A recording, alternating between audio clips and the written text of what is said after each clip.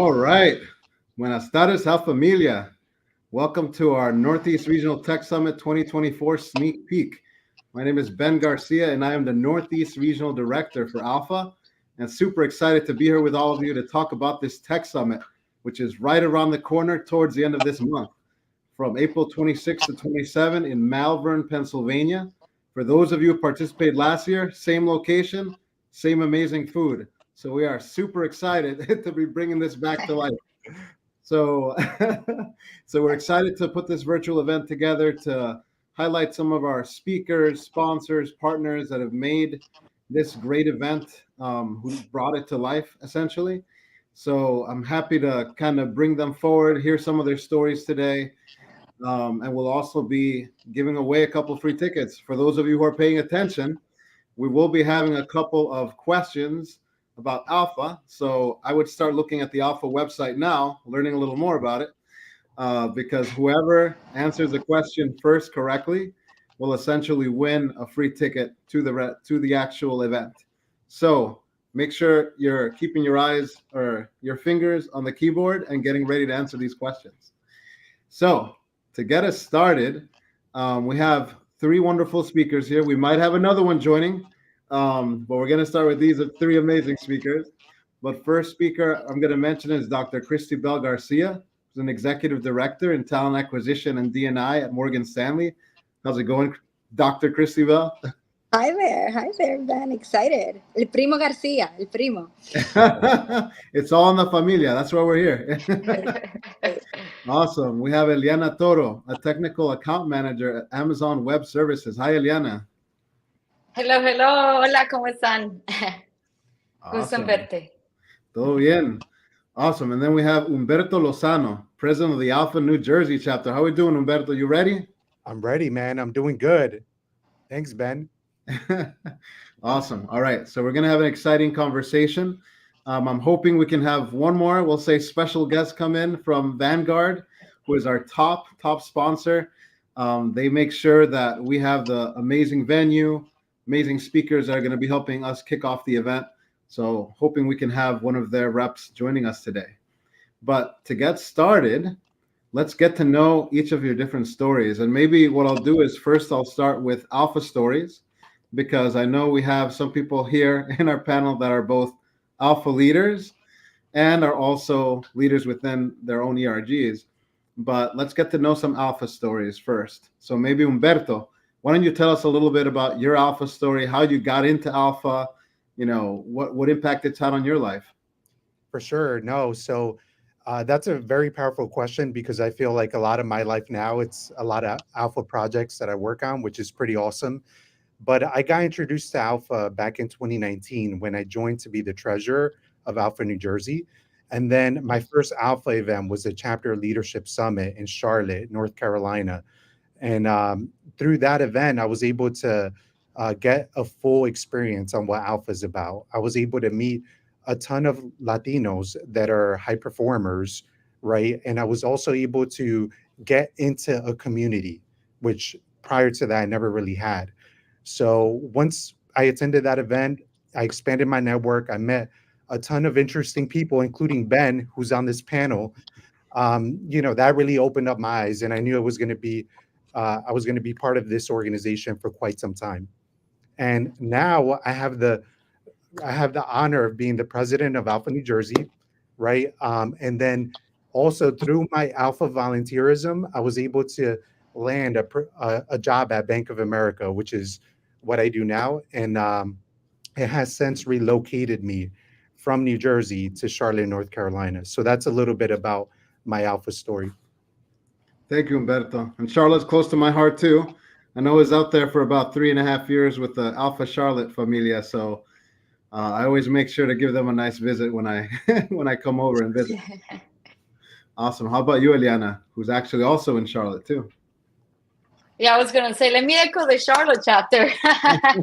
So for me, with ALPFA, it's been now a couple of years. So about 2 years ago, I got introduced to ALPFA. I was actually looking for an organization, a Latino-focused organization that, just to network with people, to find a community of people. And I found an event that I popped on my LinkedIn on Alpha Charlotte.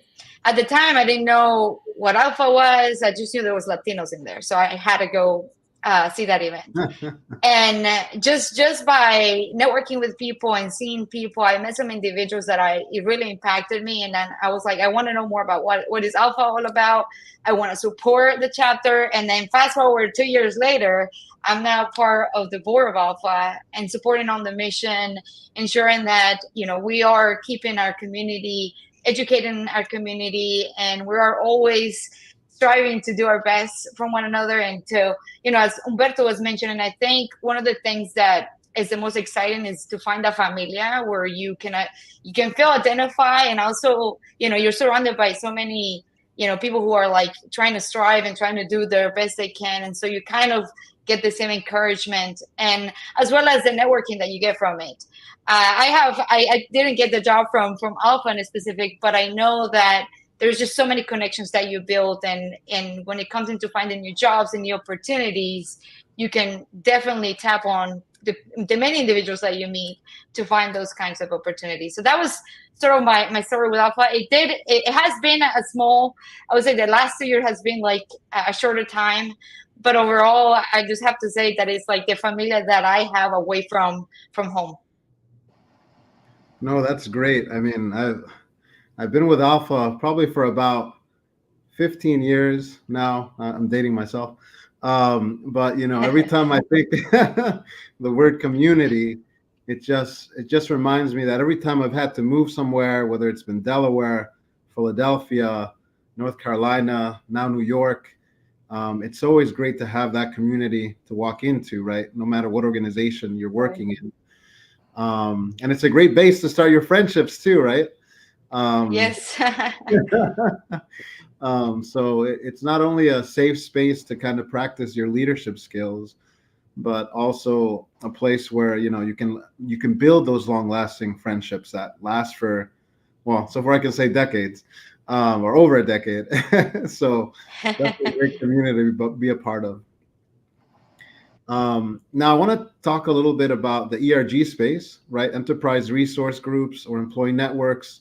We know we have a lot of different names for them, but maybe talking about the line of communities, Christy Bell, could you tell us a little bit about enterprise resource groups at Morgan Stanley and a bit about what organizations you're a part of and why you decided to join? Oh, absolutely. Thank you so much for having me. I will share a little bit about my own Alpha story. I worked on a college campus for over 15 years, and my relationship to Alpha was very much in support of young people, young Latinos who, back when you guys were the Association for Latino Professionals, Finance and Accounting, right? And thinking about what did that mean for young people to have college administrators and corporations coming in and saying, like, we're making space for you, and like your stories matter and like your careers matter. And so it's been close to me in that way for many, many years. And then coming into the industry almost 2 years ago, Alpha was one of the first things I joined on the MS side. So on the Morgan Stanley side, there's a local chapter. And I was like, join MS Alpha, right? Because it seemed to me like a really great place to connect with Latinos within Morgan Stanley. And it really has been a great opportunity and resource. And then last year, I had the opportunity to bring this sponsorship along with one of my colleagues to our wealth management division, and we were able to show up at the Alpha Tech Summit. And so I think we believe in Alpha here at Morgan Stanley. Alpha is a place where I've seen leaders thrive and grow and really, take up space in the ways that really matter. And so I truly am honored to be kind of on our second year sponsorship with the Alpha Tech Summit, because I think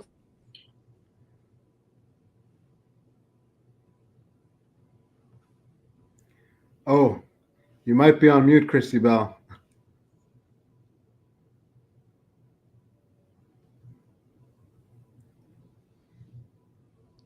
Yeah, I think we lost you we still can't hear you. Humberto and Eliana, can you hear me? Yep. Yeah, we can hear you.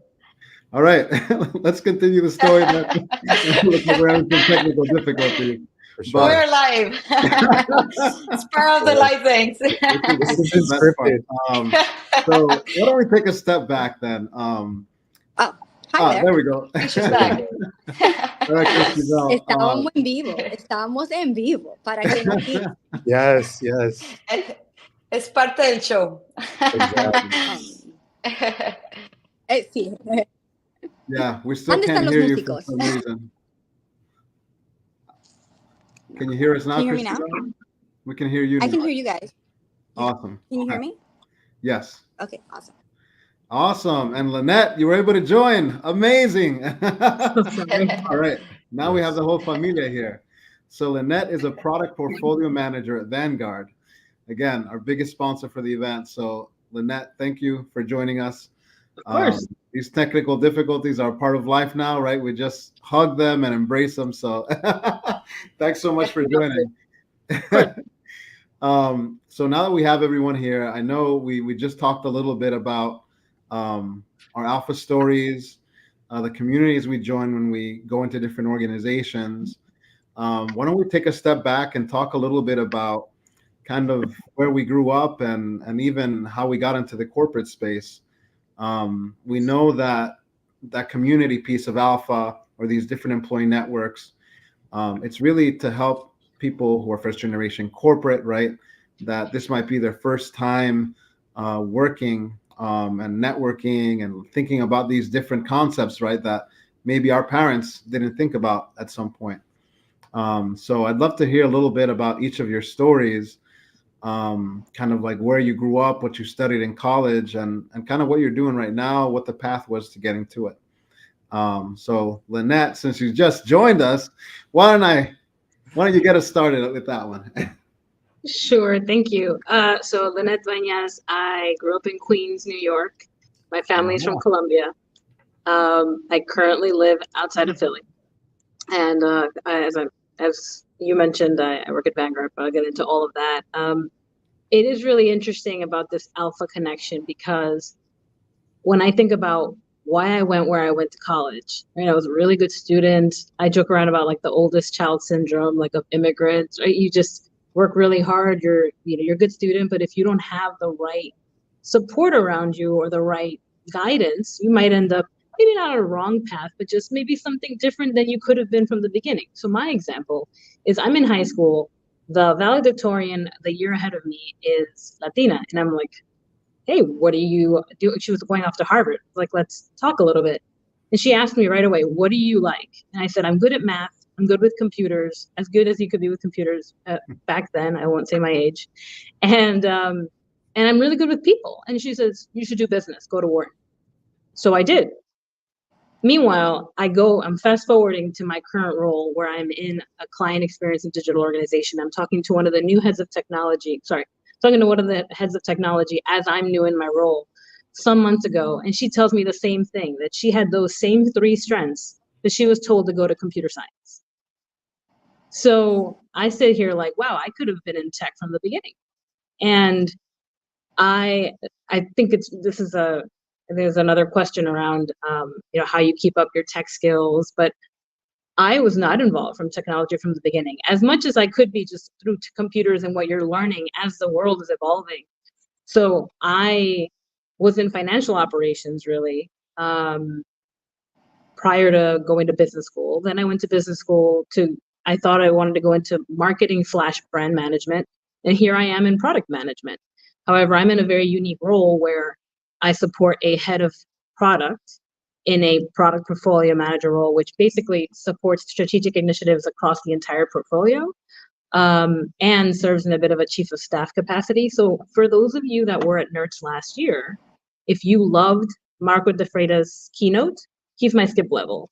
So everything he talked about, the client experience and digital organization, like that's the organization that I'm in. But for those of you that obviously are not in it, that did not join, the client experience and digital organization optimizes our website, our mobile app, and a lot of other capabilities so that our clients can get their transactions done as easily and quickly as possible. You can imagine all the different types of things that you're trying to do through a financial institution. I think I answered the question. I didn't get too much into the story, but just more so the fact that I think alpha is really important can shift someone's opportunities, which I didn't necessarily have growing up. And I was so impressed when I moved to Philly. I learned about Alpha in New York, but back then it was finance and accounting. So even though I was in operations, I thought of it like, I'm not at one of the big 4 accounting firms, so I'm not going to join Alpha. Fast forward to when I start meeting people through the Philly chapter, through my partnership or Vanguard's partnership with Alpha, I realized, wow, what an amazing organization. And I see what the students are going, right, from going, I should say, over years. Yeah, I've met people that were freshmen to now they've been in their careers a couple of years. It's just amazing the impact the organization has. No, thank you, Lynette, and thank you for connecting all the dots. A lot of dots to connect. And I think we'll talk about this a little more, right?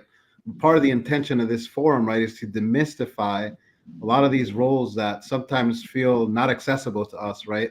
Or that seem like we're never going to be able to do them because we either don't have the skill sets, or we think we don't have the skill sets, or we just haven't had exposure to those specific types of roles.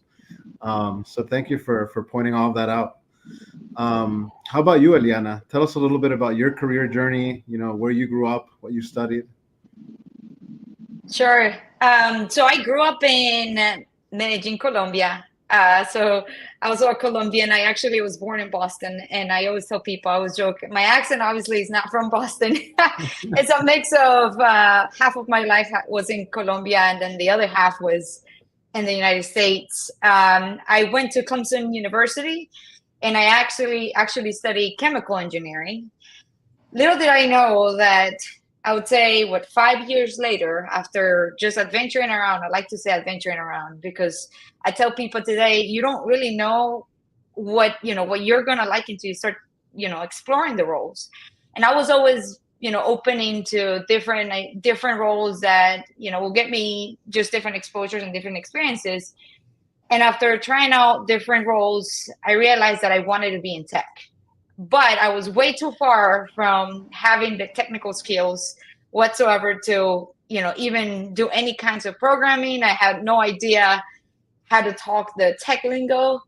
And so I decided to just go into this journey of networking. And this was back during the COVID times, of doing a lot of cold messaging on LinkedIn and asking people about courses and what do I need to do to be more tech savvy. And so I did on my own, just my curious self. I studied just random courses online on Coursera and Udemy, if you guys know any of those stuff, just to get what I like to say, the language around technology. What is it that I was so passionate for? I just really like computers.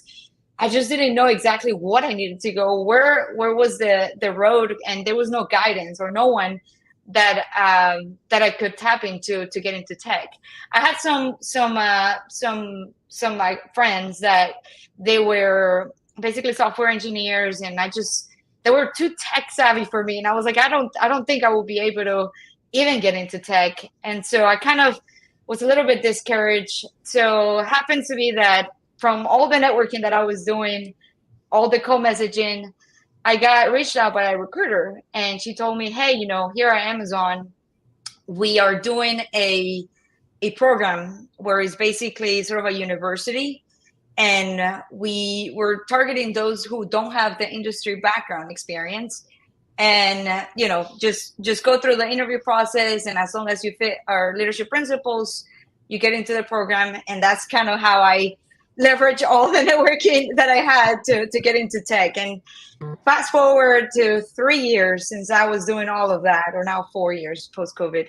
I have to tell you that as long as you put on the hat of the student hat, I like to say, of being open to learn, being open to explore new roles, and, talking to different people and seeing the different viewpoints that they have. I think that opens so many doors. And I did not know that I will be working now in a technical role, semi-technical role now, and talking about tech. And I just never pictured myself that. At some point I thought, I might have to go back into school. I might have to do some masters in a technical field, so that I can be qualified to even apply to any of these jobs. And it comes down to, again, finding those people that really guide you, right? That really help you as far as if you really are looking for a particular role, you lose nothing by trying, right? And if you might need some certifications here and there, yeah, just go ahead and get those certifications and see where it goes. At the end of the day, it's about how much you want it for you, and how much you're willing to put in all the effort that it does require. Because I have to tell you that there was a lot of no's, a lot of people basically saying you don't have the skill sets for this. And then I finally landed the right opportunity at the right time. So I always tell people, don't give up on yourself. Continue to pursuing on what you want, and if that is a change that you want in your career, go for it. And that's the mindset I've been having for the last 4 years now. So and it certainly has played me really well on my career.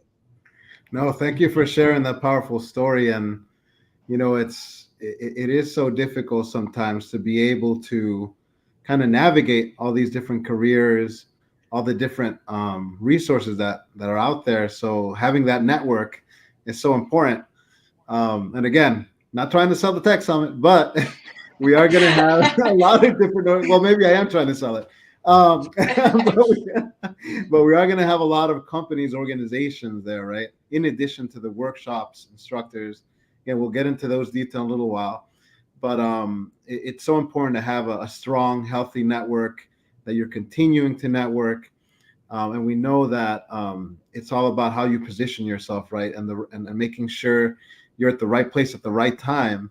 And kind of, like you said, finding those resources to kind of self-educate sometimes to get to that level. So appreciate that. How about you, Humberto? What's your story? Yeah, no. First of all, Eliana that story is amazing and very powerful for sure. So kudos to Eliana for everything that she has achieved so far, and a lot more to go, right?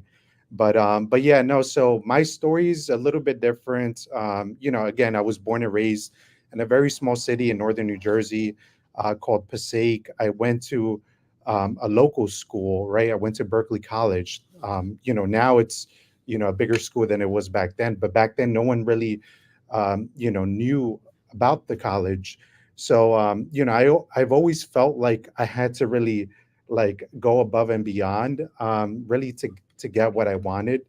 And that's even back in high school, right? I think something very important that you mentioned, Ben, was like for me, my family, they migrated both of my parents migrated from Mexico in the late 70s, and they didn't know what accounting was. So when I told them I wanted to study accounting and go to school, they didn't react too well to it. They weren't as excited as I was. I remember my dad and my mom trying to convince me to be a plumber, right? And I don't think they were wrong for doing that, only because they really didn't know what an accounting was or what the industry entailed as well, right? So I went to a small school, right? I made it a point to really do well in all of my classes. I ended up graduating, and I graduated during the 2008 Great Recession, right? And during that time, it was very hard to get a corporate job, right? So I really struggled. I ended up taking a year, right? It took me a whole year to land my very first corporate job. And luckily, I was able to get one of my friends from high school to give me a recommendation for this company. And I became a royalty analyst, which was pretty cool. And it's funny because back then, right, a royalty analyst, not only was I responsible for calculating payments for a lot of these big name artists, right, under the Sony Music umbrella, but we also rendered checks. So I remember like printing out publishing statements, putting them in an envelope, and then mailing it to the artists, right, so they could get paid for their royalties. So that was pretty interesting. But that was really my first job. And really, I leveraged that entry level job to catapult me to all of these other different roles, up until, I started working at KPMG, which was, by the way, my goal in high school. It was really to work for a Big Four company. So, luckily, back in 2017, I was able to achieve that goal by working at KPMG. And it was during my time at KPMG that I ended up making the Alpha connection, right? And also being more involved with an ERG, because before that, I had no exposure to that. And it was through that Alpha connection, as I mentioned earlier, that I was able to network with the Alpha professional chapter in Charlotte, and they connected me with Bank of America. And through that connection, I'm now here in Charlotte, North Carolina, a VP in real estate finance.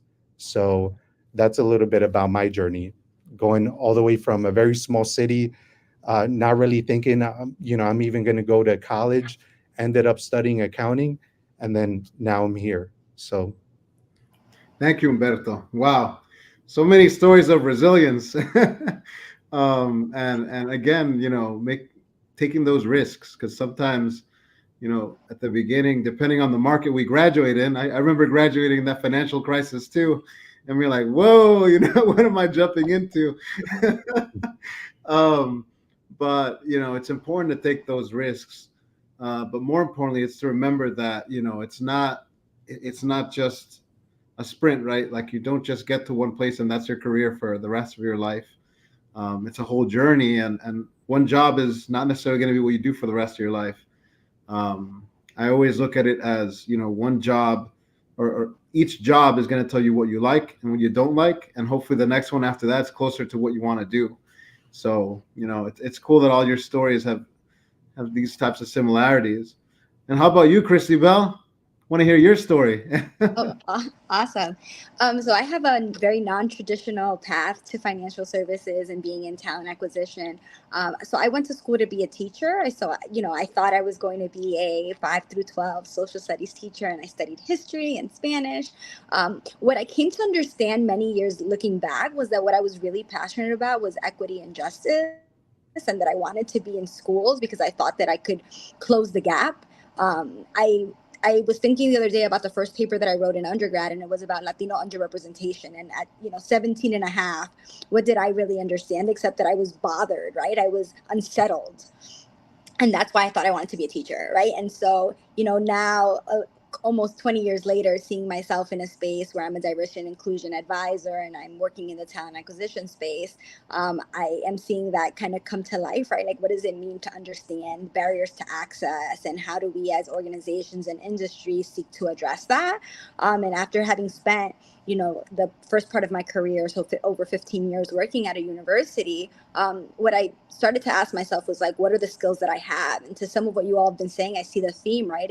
We stop thinking about ourselves as jobs, and we start seeing ourselves as people who had a set of skills, and how are they transferable? And in the 21st century, like, if we're not thinking about ourselves that way, we fall into really dangerous territory where we're stagnant, thinking that the next job will naturally happen, versus thinking about, like, I'm in the driver's seat of my career. And so, kind of ending here or starting here in financial services has been that, right? Like, what are the skills that I have? What do I really like to do? What am I most passionate about? And at the core, like, what do I find is my purpose, right? And I'm very much aligned, feeling that I'm in a place that cares about diversity and inclusion, and I get to live that day in and day out. I love relationships. I love talent. Developing talent, promoting talent, creating opportunity for talent. So it's like a win-win all around. But, at 17, I thought that the way to do that was to become a teacher. And then, I got a PhD, and I was like, I'm going to be a higher ed administrator. I'm going to be, president of a university or something. Maybe not a president, but that's a little, but, that's kind of what I thought, that those were the ways to do that. And that corporate America was a scary place and not a place that was aligned with my values. And truthfully, in the last 2 years, I've been pleasantly surprised about people and what they care about, and what organizations can put their money behind.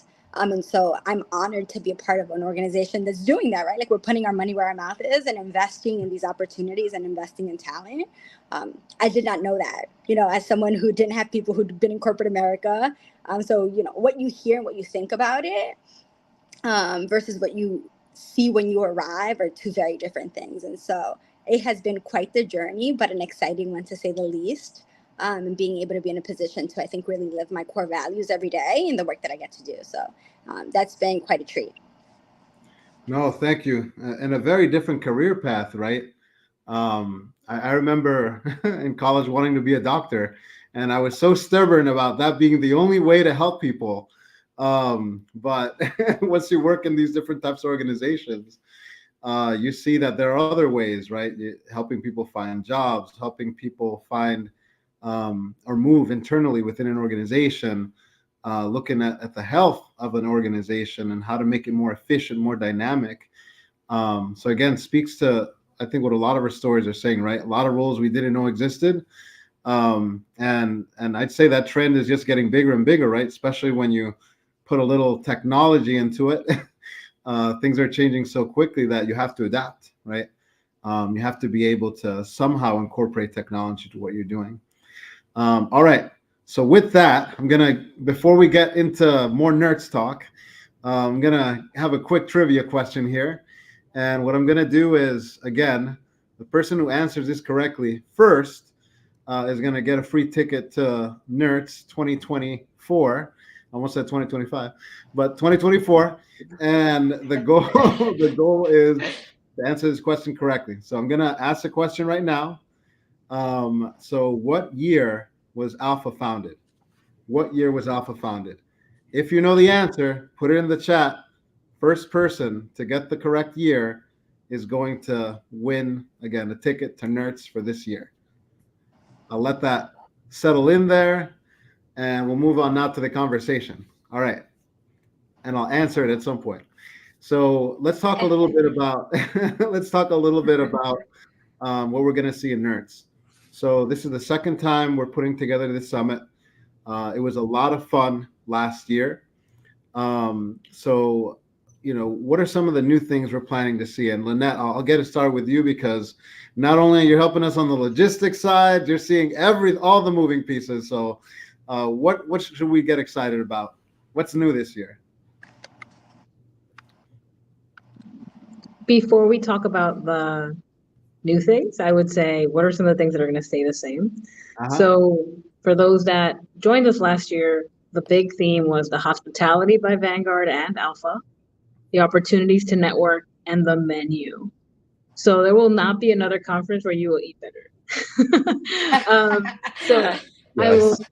I've been told to just talk about the menu for this year. So that's just exciting, because I think our team has tried to go above and beyond to get representation across the board, right? With all the flavors. So you have arepas, ropa vieja, pastel de nata, tortas, tres leches, motepillo, pinolillo. Like, there's so many things from all different countries that, like, there were a couple of things I had to look up, because obviously, like, arepas I know, but I don't know what a pinolillo is, right? I said, this is exciting. So from a new, right, we're following a similar approach. So one, we have new speakers. This year we have our Chief Technology Officer, Mike Carr, talking about, or I should say, delivering the keynote on AI's impact on the workforce. Number two, there's going to be more career planning discussions as well as career pivoting discussions. So we have topics for everyone, if you're trying to enter the industry or if you're trying to progress within the industry. And you also have more tech deep dives. So anything from quantum computing to cybersecurity, and even what it means to be a Scrum Master. So there's going to be all of this and more all around emerging technology. So it's an exciting agenda. Oh yeah, when you talked about the same as last year, I was hoping the food was going to be the same, because oh my gosh, I was putting bottles of Jarrito in my bag, having a little bit of that chocolate. It's true. Mexican spicy chocolate. It was good times. But excited to hear all the new topics, and that we're going to be having your CTO there as well. I'm sure it's going to be a very engaging and exciting conversation.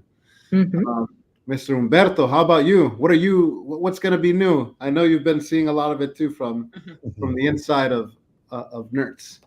Yeah, no, I think, one of the biggest things I'm looking forward to is really getting to meet the people that are going to be on NERTS, right?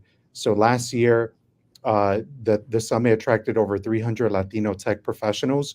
We're looking to do the same thing this year, right? And I think one of the biggest takeaways for me was just hearing all the stories and how NERTS really impacted the development of the professionals in attendance. There's going to be a ton of tech deep dives.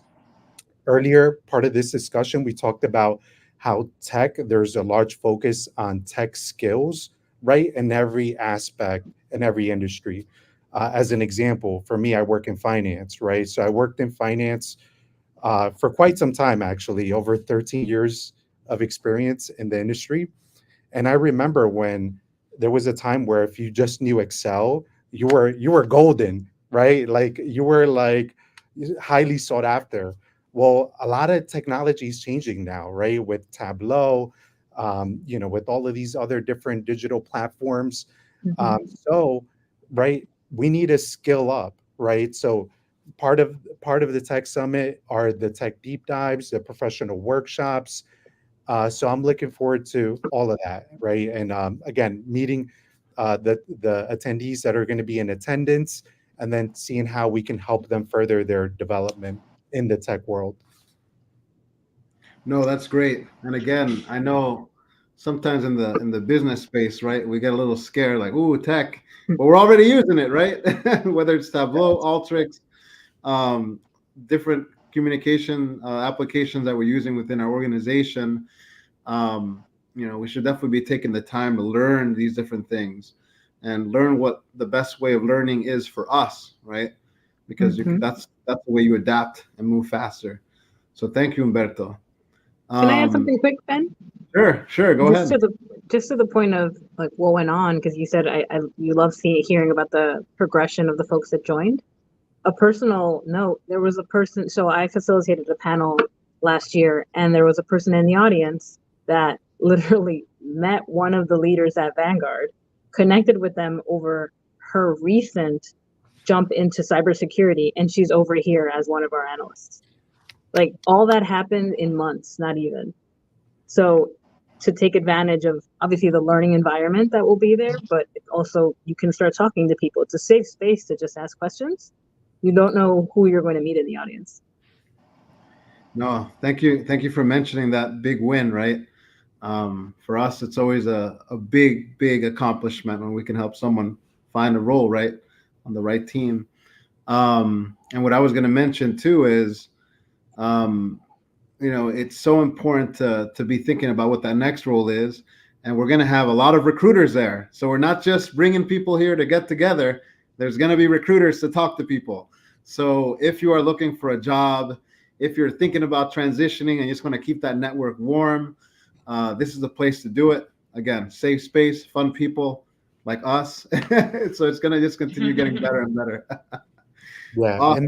And then I just want to quickly talk about some of the companies that are going to be there, because I think it's very important. So of course, Vanguard, our amazing host, right? They're going to be there. We have Morgan Stanley that's going to be there. We have Comcast, Accenture, PJM, Lincoln Financial Group, Pfizer, T. Rowe Price, Slalom, Bank of America, Amazon, of course, and TD Bank. Wow, that's quite the slate. So make sure you don't miss out. This is like the right time to do it, and I think our recruiters are hungry to recruit. So make sure you make the time and the commitment to be there. Awesome. All right, I'm going to answer the trivia question because I'm starting to see people here. So what's the answer? So it was 1972. That is when Alpha was actually founded.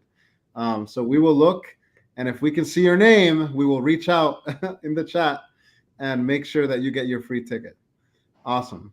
All right, let's talk a little bit about topics that are going to be covered specifically by Amazon, Morgan Stanley. Why don't you tell us, Eliana, a little bit about what topics you're considering are going to be covering at the event, and then we can also ask Christy Bell the same. Sure. So we are kind of still, working on what we'll be presenting, still in discussions, but it will definitely be, certainly for sure, talk about what it's like to work at Amazon. I think a lot of people have asked us, in multiple different conferences that we've attended. And it's always good to showcase our culture, what do we live by, our leadership principles, which it's something that this is how we function at Amazon, and this is how we are constantly innovating, we're constantly growing. So it's so important to showcase that to the audience. So we'll definitely be talking a little bit about what's like to what's the day like at Amazon. And it's always fun to bring in different experiences from different groups. I work in the Amazon Web Services, which is more on the tech side, but we'll be also having some guest speakers from Amazon in different areas, from operations to different areas that there are different industries within Amazon. So happy to always like bring in new speakers and new people that, will showcase their individual experiences. So definitely a lot to share. I'm really excited to also talk about what is AI for us. What does that look like for Amazon? I think different companies have different. I would like to say different objectives. So definitely that's the hot topic right now, artificial intelligence, how it's changing the world. And I like to say we're teaching this little 10-year-old to do stuff for us. So definitely excited to learn from other companies as well. I think what Humberto is saying, it's so true. Like just from different networking, I'm just really excited to also talk to other companies and see what they're up to. What is the technology that they have? It's always super exciting to learn. Awesome. Thank you, Eliana. How about you, Chrissy Bell? What's Morgan Stanley bringing to the table? Yeah, I think we're super excited to show up this year. We're coming in partnership with our technology and our institutional securities technology group. So it's kind of full firm approach. And I think that's a next level approach for us in terms of our showing up at the event. I know we'll be on moving up the ladder with courage. So really talking about some Latinas, Latinos that are making some moves. We're also, I think, really interested in sharing a little bit about how ERGs, especially in the technology space, are helping employees of color really move their careers forward. And I think ours is a really strong and robust one. And so I think talking about what does that look like when activated within the discipline. So not just an employee resource group based on ethnicity, but based on their the intersection with their work identities, which is to be technologists. And I think that's a pretty cool space as well. So they have championed and advocated to be at this event. So I am thrilled for them to have the venue to talk about that because they made it happen. And so that's pretty cool to see the power of, to your question earlier, Ben, resource groups and how they can drive firms to activate and move around in commitment to to your types of organizations. So I'm thrilled about that. So we'll have our recruiters will be there as well. So our tech recruiters, both lateral and campus, will be at the event.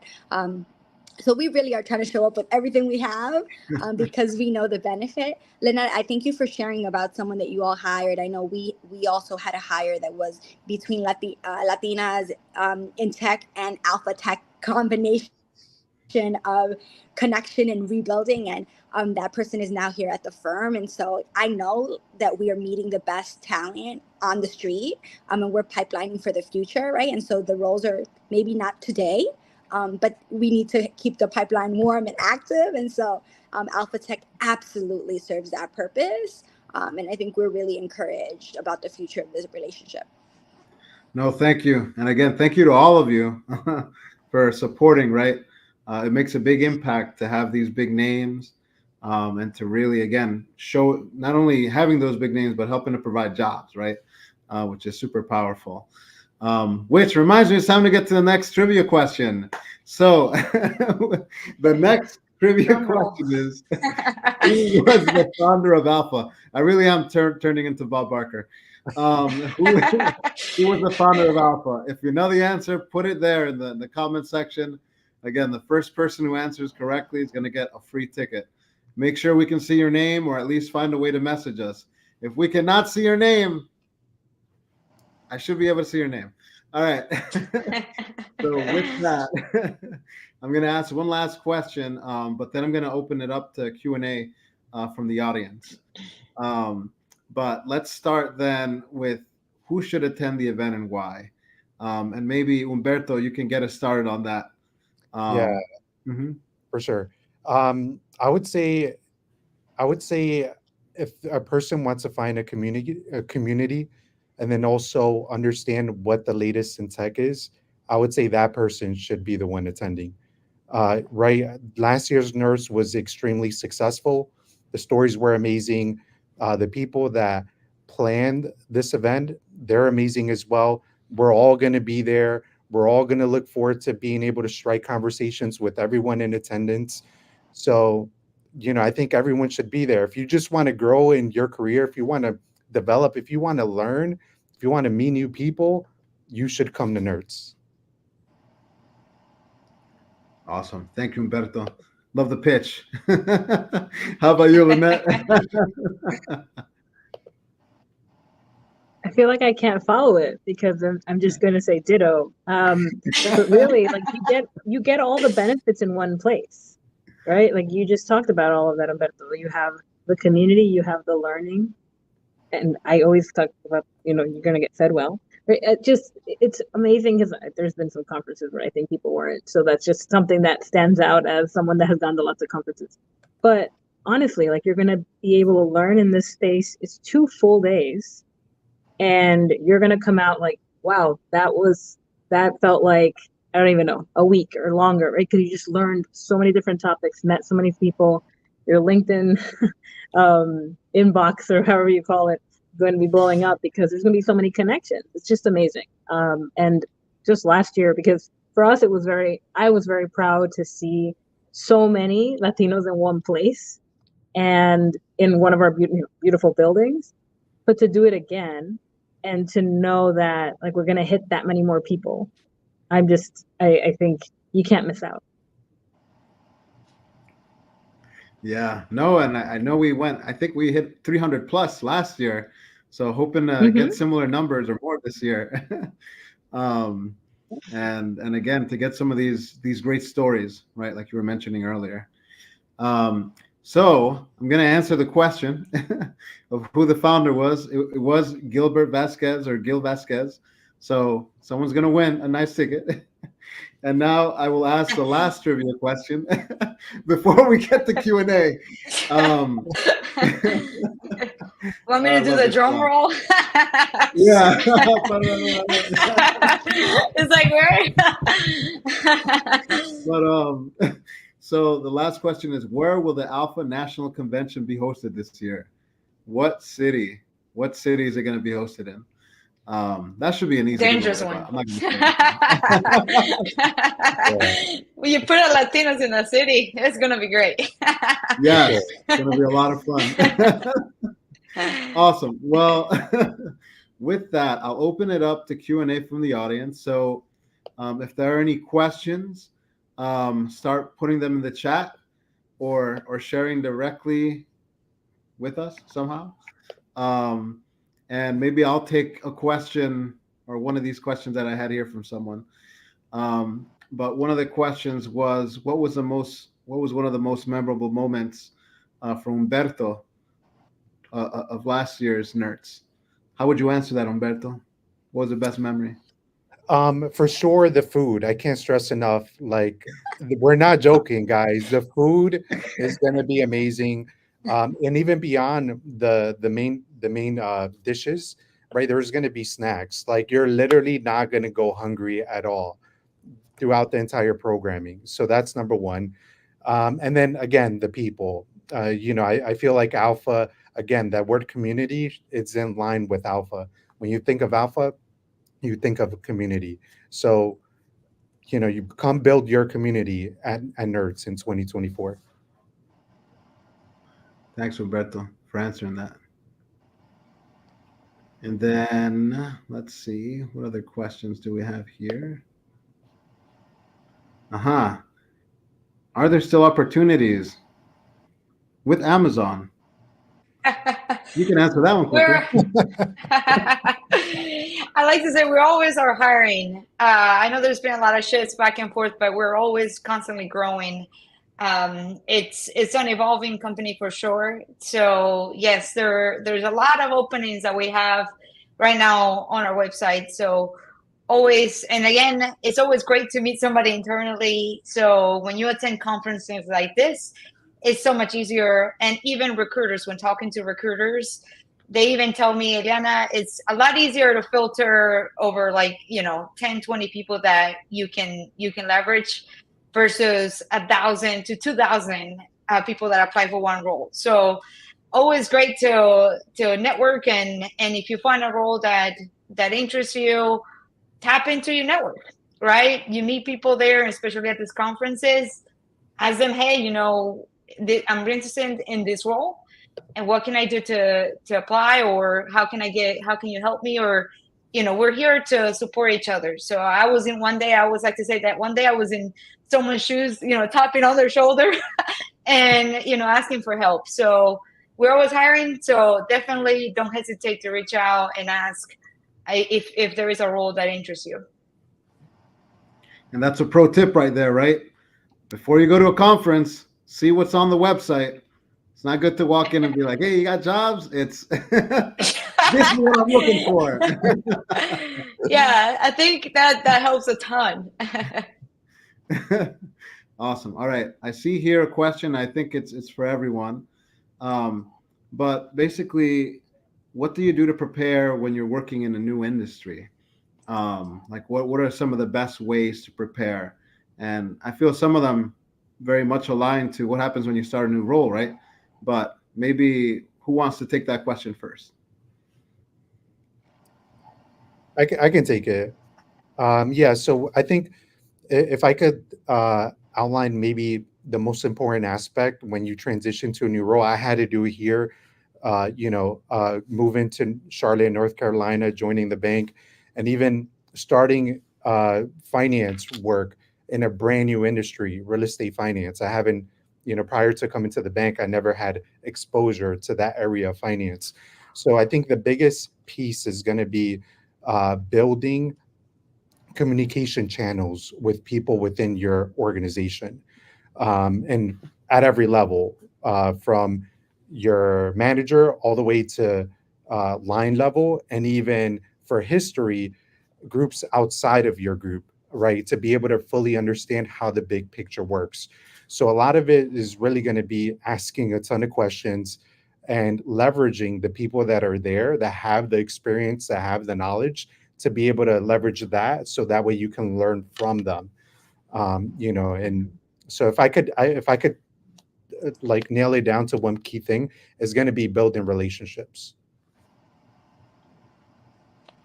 And I guess to add a little bit to that, I personally find what Humberto is saying is certainly, you want to make sure that you ask questions, right? Show that curiosity within the industry, and also know exactly, what interests you. Why are you interested in tech?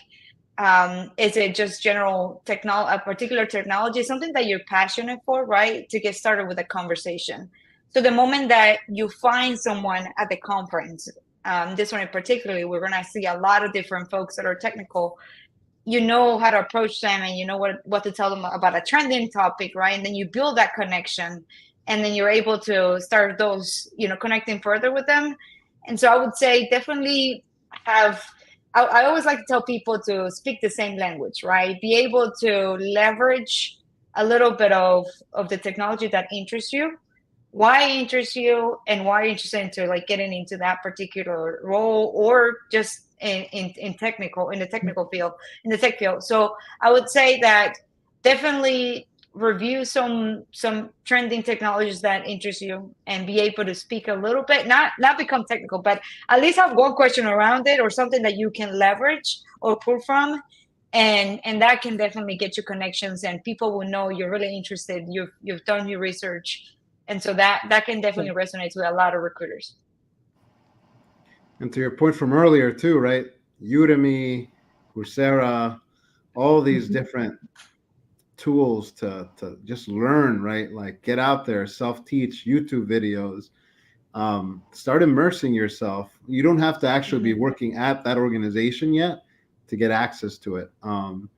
Especially if you're a student, most of these applications are free to play around with. So a couple of tips to also, at least from the technical side, get some more exposure and see, hey, is this something I'm going to like, or is this something that puts me to sleep? But a couple different tips. Thank you all for sharing. All right. I think we're going to get another question now. What was the turning point in your careers that made you realize I'm in the right place? Wow. That's a powerful one. Maybe I'll kick it off and I'll pass it to each of you. I think I think for me it's always a place where you feel like you're being constantly challenged, but in a good way, right? Where you're constantly learning new things. You're able to implement new strategies. You're able to kind of think outside the box. When I'm in a role and I feel that way, that kind of feels like, wow, this something I get up for in the morning, and things are exciting, right? I'd say also the culture of an organization. I feel like earlier in my career, I didn't focus as much on culture. It was more like, oh, what's the company? What's the salary? What are the benefits? But the culture makes such a difference. To our points from earlier, right? If your company supports different initiatives, ERGs, external partners like ALPFA, that makes you feel more at home, right? Like you're part of a community, and you're not feeling, let's say, like you're outside of the cool people club. So I'd say that's kind of a big one. And the last one I'll add for myself again is feeling like you have some sense of balance too. You don't want to just focus your entire life on work, right? You also want to have a personal life and be able to kind of sometimes align both, or find different ways when you need to disconnect. So I think those things, at least for me personally, help me kind of feel like, all right, I'm in the right place for now. So so I'll pass it. Who wants to take it next? I'll take it. I think you're absolutely right in terms of being in a place where there's like a healthy learning curve, and we don't often talk about that, right? There's a sweet spot where things are challenging, but they're not so difficult that they leave a bad taste in my mouth that I can't do it, but that it's a healthy challenge, right? So you wake up with like, oh, I have a new idea. There's something I'm going to work on. There's something I have to learn, right? I'm self-directed and I'm excited about what's possible. And so I think for me, that's definitely a big one, right? Like, and I'm in an organization where I can learn, and they're like an apprentice culture, right? Where there are people who are willing to teach and support and help me to grow. The second one I think is about investment and being at a place where you feel invested in. I think so much of our careers so much of our day is spent in our organizations. So do I feel seen? Do I feel that people value my work? And am I being compensated for that in investments, right? An opportunity to attend something, an opportunity to participate in this development, whatever these things are that matter to you.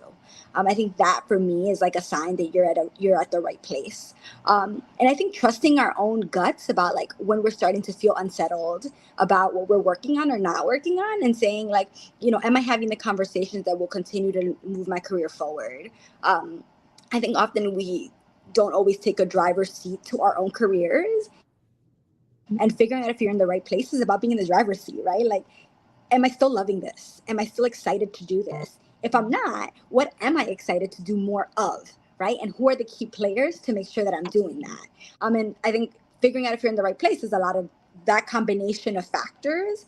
And I loved what you said. At the end of the day, like, I think we're in a time post-COVID where we're asking corporations and organizations whether they can be in service of us, and people are less likely to settle for places that are not, right? And so I think, again, owning our careers and holding our organizations accountable for making sure that we can come as our whole selves authentically, and have the resources to be able to to be successful, whatever that looks like at your company, right? Is your paid leave, it's your mental health resources, it's your health insurance, whatever it is you're getting, does it support where I am in my life right now and the things that matter most to me? And so for me, I feel like being at the right place right now, it's like right place, right time, right role, is a combination of all of those factors. Wow, we're dropping some gems. This is pretty good for 5 p.m. on a Thursday. Humberto, Eliana, or Lynette, anything you'd like to add to that? I think for me, because I've been at Vanguard for 11 years, and I got to see some companies beforehand where, like, I worked at Bear Stearns a year before the collapse, I worked at a company where my leaders yelled all the time to get things done, and everybody had a fear, to go to work and all of that. So not only did I seek a place where it didn't have that, right, and it was more of like leaders that actually cared about you, that wanted to invest in you, like you were saying, but also knowing that you're going to I think you've heard like do well and do good. So the idea of sometimes folks feel like, and this is not a knock on anything, but like you must go to nonprofit in order to do well. And so it's the ability to find a company that has integrity. Like our mission is to give every investor the best chance for investment success. And we're organized in a certain way so that, or I should say our ownership structure is a certain way so that we don't have a conflict of interest when we actually have additional profits. We either send it back to our clients via lower fees or we invest it in, increasing capabilities. So as I heard all of that, and now I've seen it through all the different types of roles, because I didn't get into all the specifics, but like I've been in sales for Latin America, I've been in internal operations, I've been in like transformation consultant, and now in this role. So tech is, we say, Vanguard is a tech company, but I haven't been in a tech adjacent role until now. So it's been really interesting to be able to move to all those different places because I've been interested and been able to leverage transferable skills, leverage my network internally, and know that I'm still at a company that is doing like the right thing and is not trying to cut corners, because companies I worked at before definitely did that. And, and I learned that and it didn't feel good to be at those places. And so that's another, consideration. No, thank you, Lynette. And I know that we are getting close to time. So I hope people are taking notes. And I think this is going to be recorded too, so that's a good thing. There are going to be, for those I'll give the answer first. It's Las Vegas. That is where the Alpha National Convention is going to be this year. It's Las Vegas. But yeah, I say a lot of people asking about that. But we will have discounts, other discounts we can offer. Make sure to follow us. I mean, you see all our names here. Add us on LinkedIn, right? There's different ways to connect. We're always talking about the discounts, but thank you everyone, right, for being here. This was great conversation.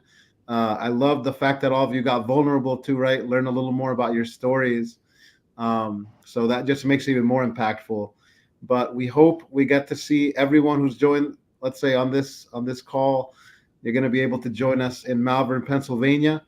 And if you have any questions, right, we're the Familia. If you go to the NERTS webpage, there is a mailbox there too, where you can send questions if you have any. And we do provide financial assistance if, let's say, you're facing some type of, let's say, financial burdens at the moment. Feel free to reach out. We can find a way to try to get you there. But with that, thank you so much, Humberto, Eliana, Lynette, Chrissy Bell. Dr. Garcia, Prima. It was great being with all of you today, and hope everyone has a great rest of the week. Take care. All right. Thank you all. Thank you all. See y'all. Bye. Bye. Bye.